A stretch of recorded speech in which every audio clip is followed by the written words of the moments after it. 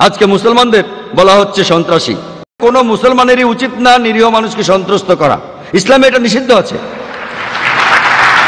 আমরা জানি যে অনেক সময় দুটো আলাদা বিশেষণ দেয়া হয় একই মানুষকে, একই ব্যক্তিকে, একই কাজকে। 60 বছর আগে ইন্ডিয়া শাসন করত ব্রিটিশ সরকার। তখন অনেক ইন্ডিয়ান দেশের স্বাধীনতার জন্য যুদ্ধ করত। এই ইন্ডিয়ানরা যারা দেশের স্বাধীনতার জন্য যুদ্ধ করত, তখন ব্রিটিশ সরকার তাদেরকে বলতো সন্ত্রাসী। কিন্তু আমরা ইন্ডিয়ানরা তাদের বলি মুক্তিযোদ্ধা, দেশপ্রেমিক। একই লোক, একই কাজ, দুটো আলাদা বিশেষণ।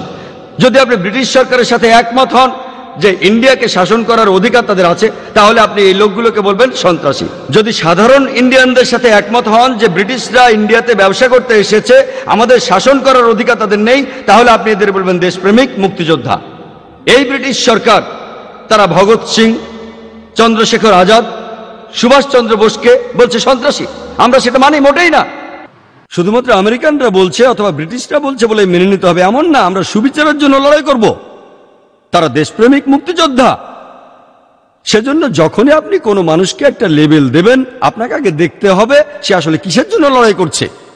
পৃথিবীর ইতিহাসে এরকম অনেক উদাহরণে আছে, সময় কম তাই সবগুলো বিস্তারিত বলতে পারবো না। আমি এখানে আমেরিকার স্বাধীনতা যুদ্ধের একটা উদাহরণ দিচ্ছি। এটা হয়েছিল 8শ শতাব্দীতে।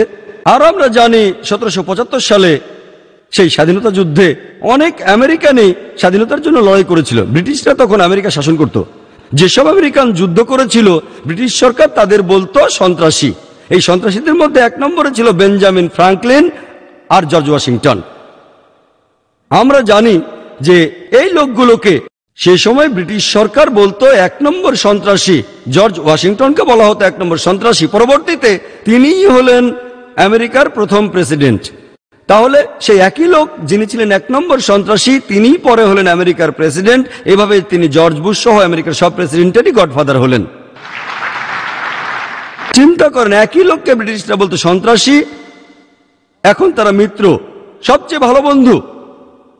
সময়ের সাথে বদলে যায়, ইতিহাসের উপর ভিত্তি করে, ভৌগোলিক অবস্থানের উপর ভিত্তি করে। আমরা এখান থেকে যেটা বুঝতে পারছি সেটা হলো, যে ক্ষমতায় থাকে সে যে লেবেল লাগায় সেটা স্থায়ী হয়ে যায়। ক্ষমতায় থাকলেই হলো। বর্তমানে আমেরিকা সবচেয়ে ক্ষমতাবান, মিডিয়াও তাদের সাথে আছে। তারা যাকে সন্ত্রাসী বলে সেটা লেবেল লেগে যায়, স্থায়ী হয়ে যায়।